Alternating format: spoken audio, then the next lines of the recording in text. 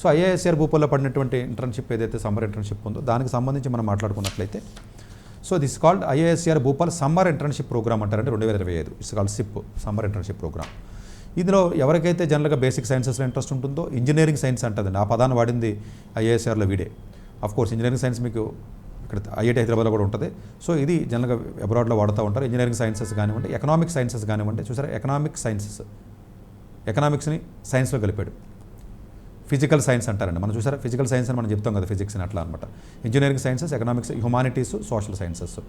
చూసారా social science, humanities, interdisciplinary research approach జనరల్గా ఐఏఎస్ఆర్లో ఉంటుంది. సైన్స్ని ఇంటిగ్రేట్ చేస్తూ ఉంటారండి వాళ్ళు. Basic sciences, engineering science, economic science and humanities and social science ఇది ఉంటుంది. ఇది జనరల్గా ఐఏఎస్ఆర్ భోపాల్లో ఉంటుందండి. మార్చి 1 ఇది నోటిఫికేషన్ రిలీజ్ అవ్వడం జరిగింది.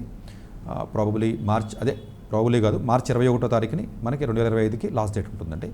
సో ఎవరైతే స్టూడెంట్స్ ఎలిజిబిలిటీ అని మనం చూసుకున్నట్లయితే చాలా క్లియర్గా వాళ్ళు మెన్షన్ చేయడం జరిగింది. ఎవరైతే బీఎస్సీ చదువుతారో, ఈవెన్ 3 years బీఎస్సీ కూడా, కొన్ని ఇంటర్న్షిప్స్కి 3 year బీఎస్సీని అలౌ చేయరు, బట్ దీనికి అలౌ చేశారు.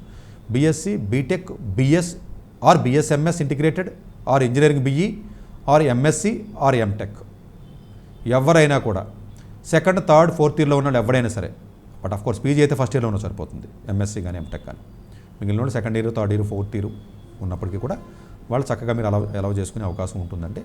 సో అలాగే క్యాండిడేట్స్ ఆన్లైన్ అప్లికేషన్ ఫార్మ్ ఉంటుంది. ఒక మనిషి 3 ప్రాజెక్టుల వరకు చేసుకోవచ్చండి. క్లియర్గా ఆన్లైన్ ఇంటర్న్షిప్ అప్లికేషన్ ఫార్మ్ మీరు క్లిక్ చేస్తే వస్తుంది. అలాగే ఇన్స్టిట్యూట్ వెబ్సైట్లోకి వెళ్ళిన తర్వాత ప్రతి ఫ్యాకల్టీ ఏ ప్రాజెక్ట్ ఉంది అనేది క్లియర్గా మెన్షన్ చేశారు. సో అయినా నేను చెప్పట్లేదు, కానీ వెళ్ళి ఏ ప్రాజెక్టులు ఎలా చూసుకోవాలో వేరే ఇంటర్న్షిప్స్లో వీడియోలో చెప్పాను నేను. సో ఒక ఐడియాని మీకు బిల్డ్ చేశాను నేను. సో ఆ వెబ్సైట్స్లోకి వెళ్ళి సో ఆ ప్రాజెక్ట్ చూసుకుని ఒక్కొక్క మనిషి 3 ప్రాజెక్టులు చొప్పున పెట్టచ్చు ప్రయారిటీలో.